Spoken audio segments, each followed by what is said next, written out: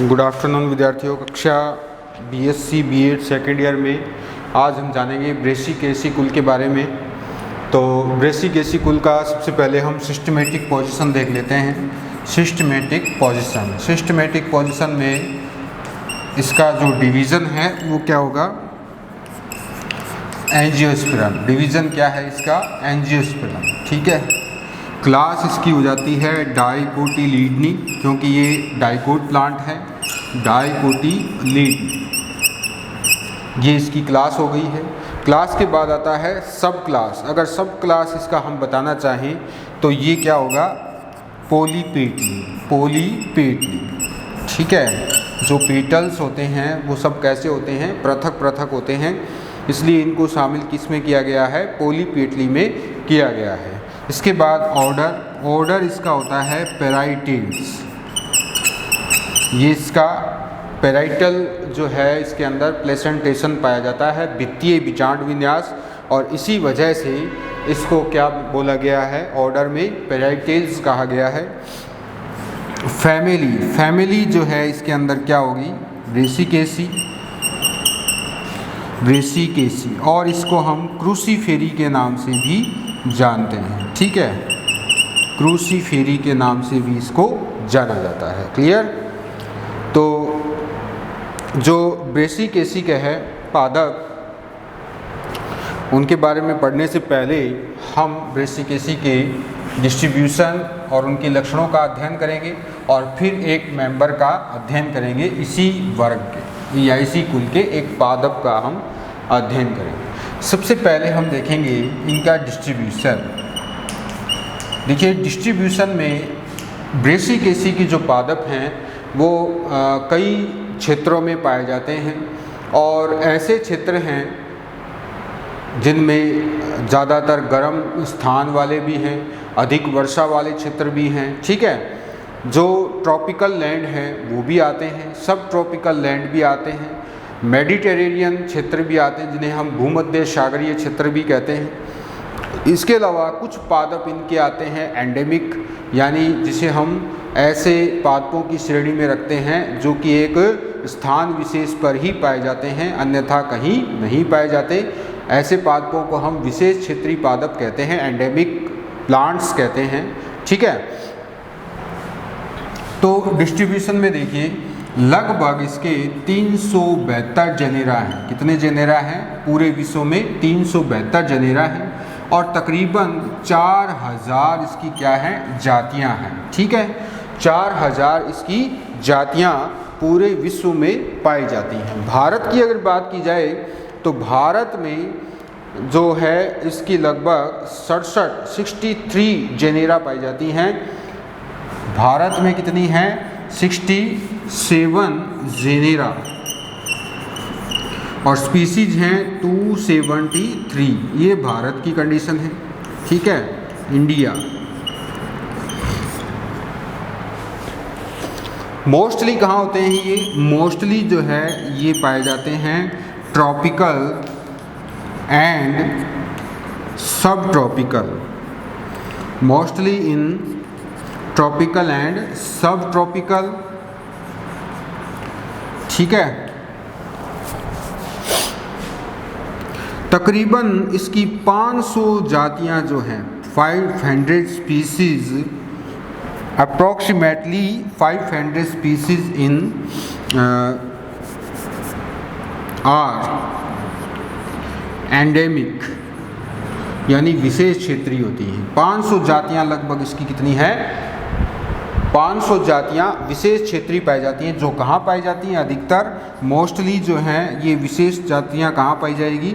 ये पाई जाती हैं साउथ अफ्रीका के साथ साथ न्यूजीलैंड। ठीक है। न्यूजीलैंड और ऑस्ट्रेलिया। और कहाँ पाई जाएगी? ये ऑस्ट्रेलिया के साथ साथ कुछ एक जातियां इसकी एंडेमिक कहाँ पाई जाती हैं? मेडागास्कर में पाई जाती हैं। कहाँ पाई जाती हैं? मेडागास्कर में। ठीक है। मोस्टली इन ट्रॉपिकल एंड सब ट्रॉपिकल एंड मेडिटेरेनियन क्षेत्र। मेडिटेरेनियन को हम क्या कहेंगे? भूमध्य सागरीय क्षेत्र होते हैं। तो डिस्ट्रीब्यूशन में लगभग 372 जातियां हैं, 372 जेनेरा हैं, 4000 जातियां हैं। भारत में लगभग 273 जातियां हैं। अधिकतर ट्रॉपिकल यानी उष्णकटिबंधीय और उपोष्ण क्षेत्रों में, भूमध्य सागरीय क्षेत्रों में पाई जाती हैं। लगभग 500 जातियां इसकी कैसी हैं, विशेष क्षेत्रीय जातियां हैं जो एक क्षेत्र विशेष में पाई जाती हैं। मोस्टली जो क्षेत्र विशेष की जातियां हैं वो कहाँ होती हैं, साउथ अफ्रीका, ऑस्ट्रेलिया, न्यूजीलैंड, यहाँ पाई जाती हैं। क्लियर। आगे ये तो हो गया डिस्ट्रीब्यूशन। आगे हम जानेंगे इसका कुछ जेनेरा।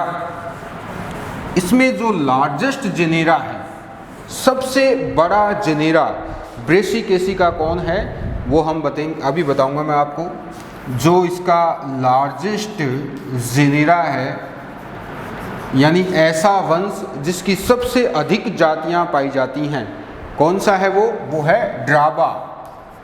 जो ड्राबा है इसकी तकरीबन 444 जातियां पाई जाती हैं। कितनी पाई जाती हैं, 444 जातियां ड्राबा की पाई जाती हैं। ठीक है। इसी तरह से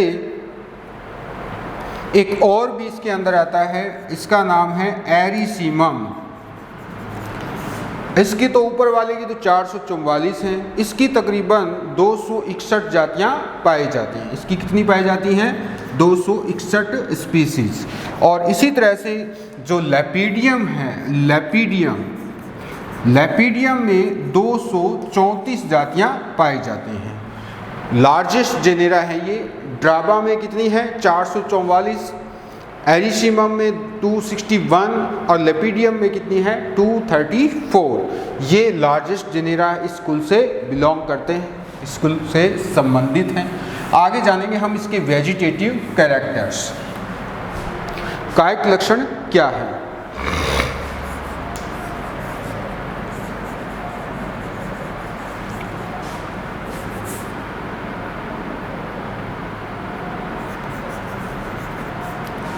सबसे पहले हैबिट।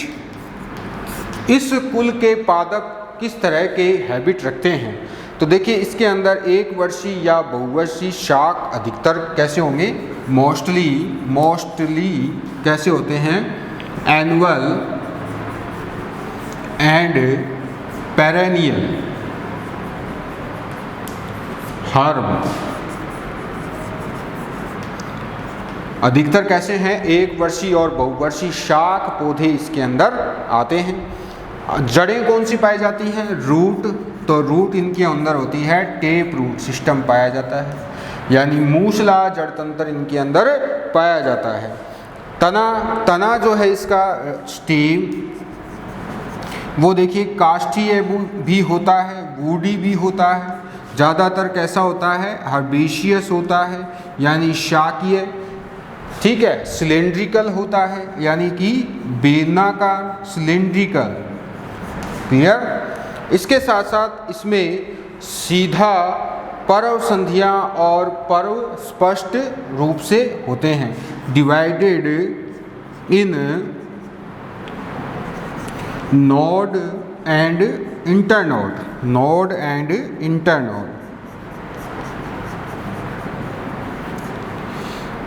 ठीक है। और सीधा होता है, इरेक्ट। ये इसकी स्टेम की पोजीशन है। जो स्तंभ जो है वो इस तरह से सीधा, काष्ठीय, शाकीय, बेलनाकार और नोड और इंटरनोड में डिवाइड होता है। ये इस कुल के स्टेम की विशेषता है। आगे देखते हैं। स्टेम के बाद बात करेंगे हम पत्ती की। लीव्स कैसी होती हैं, लीव्स या लीफ। सबसे पहली बात ये अल्टरनेट होती है। ठीक है, एकांतर होती हैं। जैसे ये स्टेम है तो मैंने आपको बताया हुआ है, इस तरह से एक नोड पर एक पत्ती होती है। जैसे ये अल्टरनेट फॉर्म है, तो इस तरह से एकांतरित स्वरूप पाया जाता है पत्तियों में। और जो पत्तियां हैं वो स्तंभिक और साथ ही साथ रेडिकल कॉलाइन भी होती हैं। ठीक है। कैसी हैं ये, कॉलाइन, स्तंभिक, स्तंभ पर लगी हुई होती हैं। क्लियर। स्तंभिक कहते हैं, कॉलाइन को हिंदी में क्या कहेंगे, स्तंभिक कहेंगे। अधिकतर कैसी होती हैं, स्तंभिक, और लगी होती हैं कहाँ पर, स्तंभ पर लगी रहती हैं। कभी कभी ये पालीवत भी होती हैं, लॉब्ड होती हैं। वैसे कैसी होती हैं? वैसे तो ये सिंपल होती हैं, ठीक है, सरल पत्ती होती हैं। और वैसे पहले इसमें हम सिंपल लिखते हैं, तो सिंपल और लॉब्ड जो हैं वो पाली युक्त, यानी पत्तियों के 2 लॉब बन जाते हैं। इस तरह से सिंपल भी हो सकती हैं और लॉब युक्त भी हो सकती हैं। एंटायर होती हैं। एंटायर का मतलब होता है अच्छिन्न कोर, यानी अगर ये पत्ती का स्वरूप है तो इसके किनारे जो हैं वो कटे फटे नहीं होते एक तो, और इन पर कोई रोम सदृश्य कोई भी अंग या कोई भाग इस पर नहीं पाया जाता। तो इस प्रकार से स्मूथ जो है पत्ती, उसको हम क्या कहेंगे? एंटायर, यानी अच्छिन्न कोर होती है। सव्रंत होती है। सव्रंत यानी पेटियोलेट, पत्ती में व्रंत पाया जाता है। अनुपर्णी होती है, यानी एक्सस्टिकुलेट होती है, यानी अनुपर्णी। अनुपर्णी का मतलब है अनुपर्ण नहीं पाए जाते। शीरा विन्यास कैसा होता है? शीरा विन्यास पत्तियों में इस प्रकार के जालिकावत होता है, यूनिकोस्टेट रेटिकुलेट, जैसा कि मैं आपके सामने बना रहा हूँ। इसमें बीच में एक मध्य शिरा होती है और उस मध्य शिरा से निकली हुई अन्य शिराएं मिलकर के एक जाल सदृश भाग बना लेती हैं। तो इस प्रकार से यूनिकोस्टेट रेटिकुलेट एक सिरीय जालिकावत होता है, यूनिकोस्टेट रेटिकुलेट, ठीक है। वेनेसन कैसा होगा? यूनिकोस्टेट रेटिकुलेट। ये इसके अंदर शिरा विन्यास पाया जाता है। क्लियर? ये हो गई पत्ती की बात। अब हम बात कर लेते हैं इसके पुष्पीय लक्षणों की। पुष्पीय लक्षण कैसे होते हैं? फ्लोरिंग कैक्टस,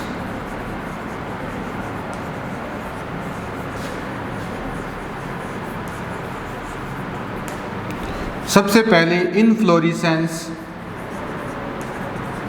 वैसे मैंने आपको सभी प्रकार के इनफ्लोरेसेंस बताए हुए हैं, और इसमें कौन सा होता है?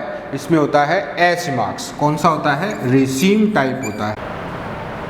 तो मैं आपको बता रहा था इनफ्लोरेसेंस के बारे में। इसमें पाया जाता है रेसीम टाइप, जिसे हम कहते हैं एसिमाक्स। और इसमें जो पेंडुकल जो होता है, इस पर इस प्रकार से शीर्ष पर पुष्प नहीं पाया जाता है। नीचे की जो भाग है इसमें पार्श्व सतह, जो इसकी लैटरल सरफेस है, वहाँ पर पुष्प जो है वो पाए जाते हैं। और साथ ही साथ देखिए इसके अंदर जो कॉरिम्बोज, जिसे हम, देखिए मैं आपको बताता हूँ कि इसके अंदर किस तरह से पुष्प एक साथ गुच्छे में होते हैं।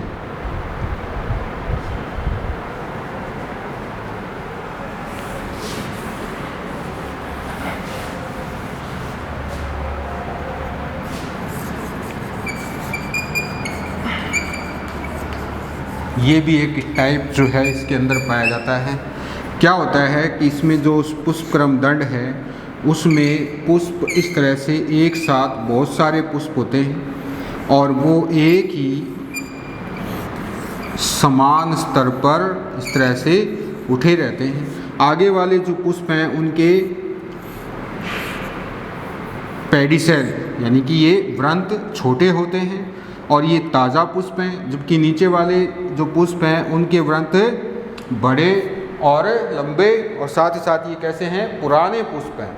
तो इस प्रकार से हमने देखा कि ये जो कॉरिम्बोज, इसे हम सम शिख यानी कि समान शिखर वाले समशिख एसिमाक्स, इस प्रकार का जो पुष्पक्रम है उसको हम कहते हैं। और ये पाया जाता है कैंडी डफ्ट में। किसमें पाया जाता है? कैंडी डफ्ट। ये कैंडी डफ्ट का जो पादप है आइबेरिस अमारा, इसके अंदर ये पाया जाता है, आइबेरिस अमारा में पाया जाता है। ठीक है, आगे चलते हैं। एसिमाक्सी इसके अंदर पुष्पक्रम होता है, आपको ये ध्यान रखना है। ठीक है, आगे चलें। आगे इसमें बात करेंगे हम इनफ्लोरेसेंस के बाद फ्लावर कैसा होता है।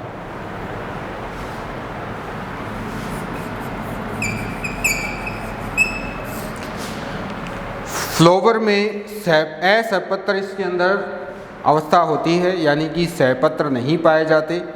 इनके अंदर व्रंत पाया जाता है, द्विलिंगी होता है, एक्टिनोमॉर्फिक होता है, कभी कभी एक व्यास सम्मित हो सकता है, हाइपोगाइनस, द्विवर्षी और टेट्रामीरस कंडीशन होती हैं। देखिए इसमें बहुत ही आसान है।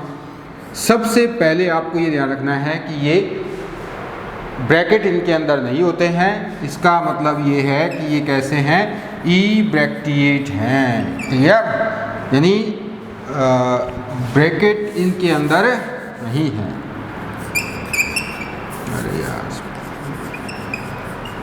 ई ब्रैक्टिएट, क्लियर। पुष्प कैसे हैं, कंप्लीट हैं, यानी पुष्प के सभी भाग इसके अंदर मौजूद हैं। साइक्लिक हैं, चक्रिक भी होते हैं। बाइसेक्सुअल होते हैं, यानी द्विलिंगी होते हैं।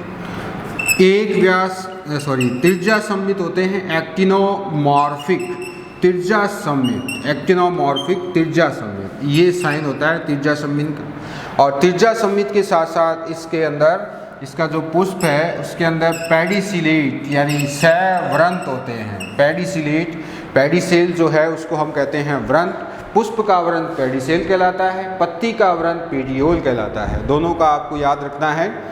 तो पेडिसिलेट और हाइपोगाइनस, जयांगधरी पुष्प इनके अंदर पाया जाता है। जयांगधरी में क्या होता है कि अंडाशय सबसे ऊपर होता है, बाकी के पुष्प के भाग उसके नीचे की तरफ लगे होते हैं।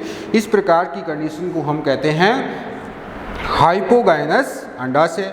टेट्रामीरस, टेट्रामीरस, टेट्रामीरस यानी चतुर्थयी अवस्था होती है। इसके अंदर देखिए डाइमीरस अवस्था भी पाई जाती है। कुछ ऐसे पुष्प हैं जिनके अंदर द्वितयी अवस्था भी पाई जाती है। वैसे इसमें कौन सी अवस्था है, चतुर्थयी अवस्था इनके अंदर पाई जाती है। ये पुष्प हो गया, तो सहपत्र नहीं है, ये ध्यान रखना है। पिछले कुल जो हमने पढ़े हैं जिसमें लेग्यूमिनोसी का कुल था वहाँ पर तो सहपत्र था, ठीक है।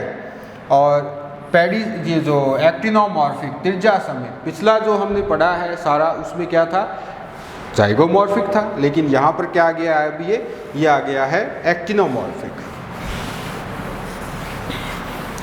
आगे चलते हैं। नेक्स्ट जो है कैलिक्स। कैलिक्स, कैलिक्स का मतलब है बाह्य दल पुंज। कितने बाह्य दल हैं, जैसा कि मैंने बताया टेट्रामीरस अवस्था है तो दो एकांतर चक्रों में होते हैं। इन अल्टरनेटिव साइकिल होते हैं दो एक तरह से। तो हम कितने बता सकते हैं, इसमें 4 होते हैं। सेपल, सेपल्स कितने हैं, 4 हैं। पहली बात तो ये। दूसरा हमने देखा था कि ये कैसे हैं, पॉलीसेपल्स अवस्था में होते हैं। पॉलीसेपल्स यानी सभी जो है वो अलग अलग होते हैं, यानी पृथक बाह्यदली होते हैं। तीसरा, in 2 alternate whorl of 2 sepal each. In 2 alternate whorl, whorl माने होता है चक्र, ठीक है। In 2 alternate whorl of 2 sepal each, of 2 sepal each. इसका मतलब ये है कि ये 2 चक्रों में होते हैं और प्रत्येक चक्र में कितने हैं, 2 हैं। इन 2 अल्टरनेट यानी 2 एकांतरित चक्र होते हैं और प्रत्येक चक्र में कितने सेपल हैं, 2 होते हैं, ठीक है। ये आपको याद रखना है, 2 चक्रों में होते हैं, ठीक है। आगे चलते हैं। कोरछादी विन्यास होता है इनके अंदर। कौन सा होता है, इम्ब्रिकेट अवस्था। इम्ब्रिकेट इनके अंदर अवस्था पाई जाती है, इम्ब्रिकेट। कोरछादी एस्टिवेशन, कोरछादी विन्यास होता है। दल की बात कर ली जाए तो कोरोला में देखें हम, वही 4 क्या होते हैं, पेटल होते हैं। कोरोला में कितने पेटल्स हैं, 4। पोलीपेटली अवस्था है और ये भी जो दल बाह्य दलों के एकांतर होते हैं, एक भ्रमी में विन्यासित होते हैं। ये बाह्य दलों के एकांतरित होते हैं। देखिए कैसे, ये हैं पोलीपेटल्स, बाह्य दलों के एकांतरित होते हैं और एक ही चक्र में होते हैं।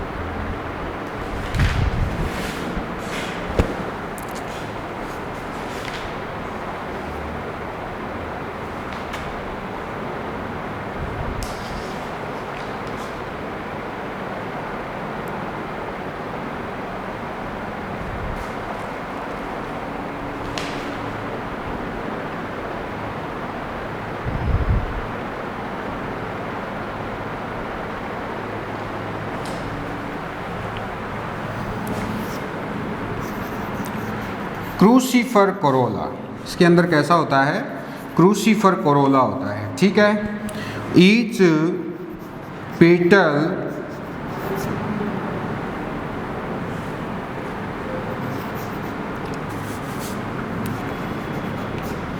ऐसे लिखो, ये दो पेटल्स जो है इसको चित्र से समझना ठीक रहेगा, तो मैं आपको डायग्राम से समझा देता हूँ।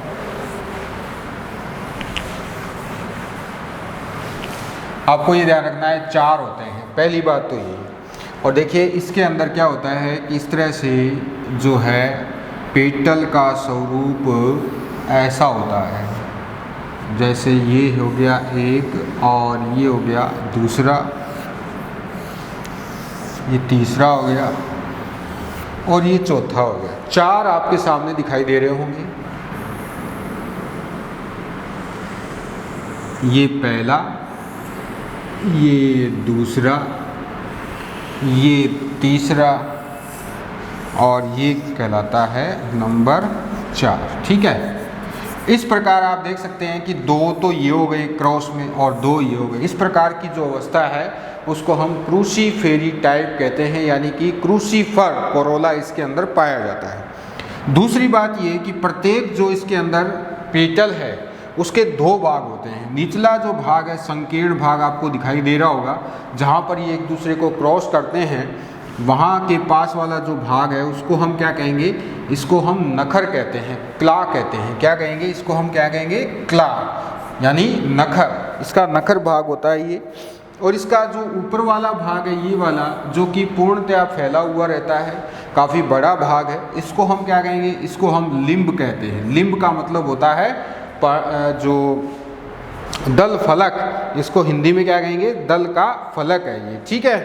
तो इस प्रकार से इस कुल की लाक्षणिक विशेषता क्या है, इस कुल की लाक्षणिक विशेषता ये है कि इसमें क्रूसीफॉर्म कोरोला पाया जाता है, ठीक है। और वाल वेट एस्टिवेशन होता है, कोर स्पर्शी। कोरोला के अंदर एस्टिवेशन कैसा होता है, कोर स्पर्शी होता है। क्लियर। आगे चलते हैं। कोरोला के बाद एंड्रोशियम और गाइनोशियम में देखें क्या व्यवस्था है।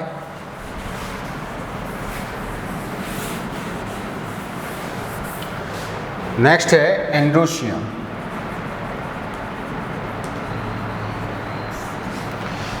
देखिए एंड्रोशियम में देखें हम कि कुल मिलाकर 6 पुंकेसर होते हैं। कितने पुंकेसर होते हैं, 6 पुंकेसर होते हैं। पहली बात तो ये, और 2 चक्रों में होते हैं। 2 तो चक्रों में होंगे। अब चतुर्दीर्घी अवस्था इनके अंदर पाई जाती है, यानी कि 4 तो लंबे होते हैं, 4 लंबे और बड़े होते हैं, और 2 कैसे होते हैं, छोटे होते हैं, ठीक है। इन 2 रोल्स होते हैं। पहली बात ये देखिए, स्टेमन कितने हैं, स्टेमन्स कितने हैं, इसमें 6 हैं, ठीक है। और डाई एडल्फस अवस्था होती है। डाई एडल्फस का मतलब द्विसंघी अवस्था होती है, ठीक है। द्विसंघी अवस्था इनके अंदर पाई जाती है।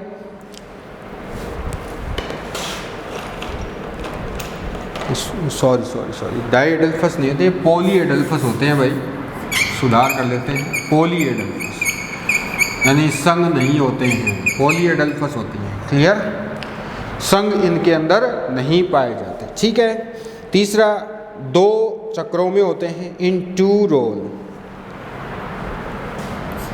इन 2 रोल, ठीक है।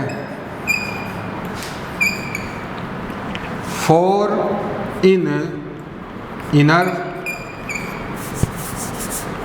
2 इन आउटर एंड 4 इन इनर। अंदर वाले चक्र में 4, बाहर वाले चक्र में कितने होते हैं, 2 होते हैं, ठीक है। चतुर्दीर्घी अवस्था होती है, टेट्राडायनेमस होती है। चतुर्दीर्घी अवस्था इनके अंदर पाई जाती है। क्लियर। अब देखिए कुछ ऐसे भी पादप हैं जिनके अंदर पुंकेसर 2 ही होते हैं, जैसे सेनेबिरिया में 2 ही होते हैं।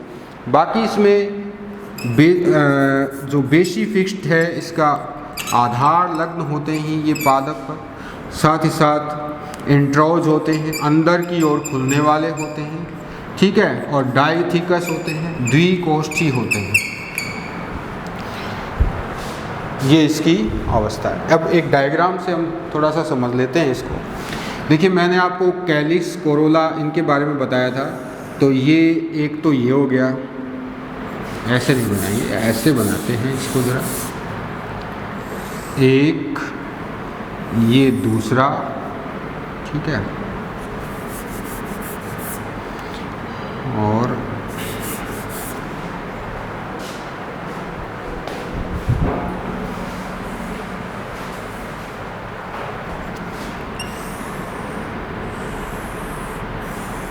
एक तो ये हो गया, ठीक है, दूसरा हो गया ये,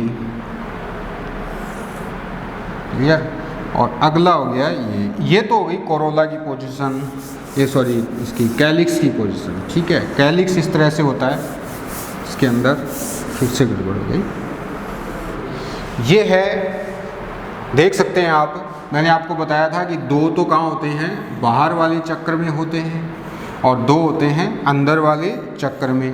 बाहर वाले अंदर वालों के साथ कैसे हैं, अल्टरनेट होते हैं, ठीक है, एकांतरित होते हैं। इस प्रकार से ये एकांतरित अवस्था है, क्लियर। अब कोरोला की बात की जाए, कोरोला ऐसे पादपों में कैसे होते हैं, इनसे अल्टरनेट होते हैं, किनसे, कैलिक्स से अल्टरनेट होते हैं। तो कैलिक्स से अल्टरनेट हो गए तो कहाँ पर होगा, इस प्रकार कोर्स पर्सी मैंने आपको बताया था कि इनके अंदर एस्टिवेशन कैसा है, कोर्स पर्सी एस्टिवेशन होता है, कोर्स पर्सी होगा एस्टिवेशन, ठीक है। तो इनसे अल्टरनेट है, तो ये हो गए इनसे अल्टरनेट,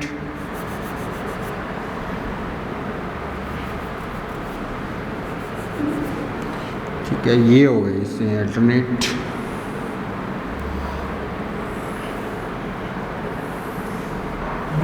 चार आपको दिखाई दे हुए होंगे, और चारों कैसे हैं, एक दूसरे को क्रॉस करते हुए हैं, क्लियर।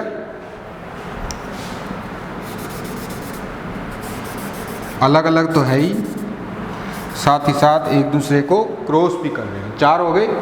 अब मैंने आपको बताया एंड्रोशियम के बारे में। तो एंड्रोशियम में देखिए मैंने आपको ये कहा था कि दो तो होते हैं अंदर वाले, सॉरी चार होते हैं अंदर वाले और दो होते हैं बाहर। तो दो चतुर्दीर्घी अवस्था जो है वो कहाँ पाई जाती है, बिल्कुल अंदर पाई जाती है, यहाँ पर जहाँ ओवरी होती है वहाँ। तो एक तो ये हो गया, ठीक है, एक, और दूसरा ये हो गया, ये दो हो गए। इसी तरह से इधर एक ये हो गया और दूसरा ये इधर वाला हो गया, तो चार तो ये हो गए। अब दो और बचे, वो कहाँ होते हैं, दो होते हैं यहाँ बाहर वाले चक्र में, इस तरह से। और ध्यान रखना है अंदर वाले तो लंबाई ज़्यादा होती है, बाहर वालों की लंबाई कम होती है, ठीक है।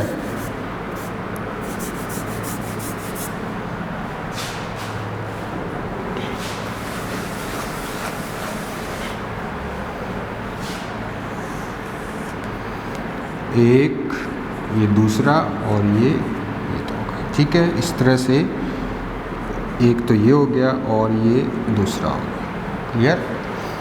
अब बात करें इसके ओवरी की। ओवरी में मैंने आपको बताया था कि इसके अंदर वित्तीय बीजांड विन्यास होता है, तो द्विअंडपी संयुक्त अंडपी अवस्था पाई जाती है। नज़र तो आता है एक कोष्ठीय, परंतु सूडो सेप्टम बनने के कारण ये द्विकोष्ठीय दिखाई देता है, बीच में सूडो सेप्टम पाया जाता है, क्लियर। कैसे पाया जाता है अभी देख लेते हैं, बड़े स्वरूप में देखें ज़रा, ठीक है। ये है सूडो सेप्टम। अब एक तो यहाँ होगा इस तरह से, एक बीजांड ये हो गया, वित्तीय बीजांड विन्यास होता है इसमें, ये इधर से घूमकर ये हो गया, और दूसरा जो है वो यहाँ है इस तरह से, ये दूसरा हो गया, ठीक है। ये इधर से घूमकर ये हो गया, बीच में पट हो गया। तो द्विअंडपी अवस्था है गाइनोशियम में, आपको याद रखना है बाइकार्पिलेरी अवस्था है, सिनकार्पस है, यानी अंडक जो है वो जुड़े हुए हैं, बाइकार्पिलेरी, सिनकार्पस। साथ ही साथ शुरुआत में कैसा है, एक कोष्ठीय, पर बाद में सूडो सेप्टम बनने के कारण कैसा हो जाएगा, द्विकोष्ठीय हो जाएगा।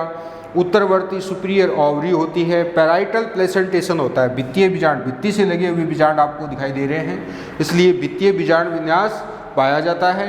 जो वर्तिकाग्र है वो 2 पालियों में होती है, 2 पालियाँ वर्तिकाग्र के अंदर पाई जाती हैं, यानी बाइलोब्ड स्टिग्मा होती हैं, वर्तिका छोटी होती है। ठीक है, तो ये हो गया गाइनोशियम। इसका जो पुष्प सूत्र है वो क्या होगा, देखें ब्रैकेट तो है ही नहीं, ब्रैकेट तो है ही नहीं, तो इसलिए सीधा ही हम क्या दिखा देते हैं, त्रिज्या सममित। फिर इसमें द्विलिंगी अवस्था है तो ये द्विलिंगी अवस्था हो गई। कैलिक्स में कितने भाग हैं, कैलिक्स में 4 भाग हैं, 2+2। कोरोला में कितने हैं, कोरोला में भी 4 हैं, तो ये हो गया 2+2। और इसके बाद आता है एंड्रोशियम, इसमें देखिए 4 अंदर है और 2 कहाँ है, बाहर है, तो 2+4 हो गया। ठीक है, और आगे गाइनोशियम में द्विअंडपी अवस्था, तो ये हो गया 2+4, और साथ ही साथ गाइनोशियम में द्विअंडपी अवस्था, अंडक जुड़े हुए हैं इसलिए ब्रैकेट में बंद, और नीचे सुपीरियर ऑब्लिक। ये पुष्प सूत्र किसका है, ये है सरसों का पुष्प सूत्र, ये सरसों का पुष्प सूत्र है।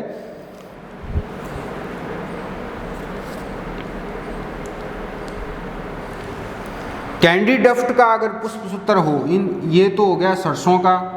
ठीक है, यहाँ पर कैलिक्स को हम 2+2 भी दिखा सकते हैं और X4 भी दिखा सकते हैं, यानी कोरोला में ये जो क्रूसिफर अवस्था है वो पाई जाती है। अगर ये पुष्प सूत्र, ये तो सरसों का है, अगर होता कैंडिडफ्ट का, आइबेरिस अमारा का, तो बस कोई सुधार नहीं करना है, सिर्फ एक के कि जो ऊपर वाला त्रिज्या सममित था, कैंडिडफ्ट में कैसा होता है, एक व्यास सममित होता है। ठीक है, तो आज की क्लास विद्यार्थियों बस इतने ही। कल हम देखेंगे इसका एक member Brassica campestris. Thank you very much.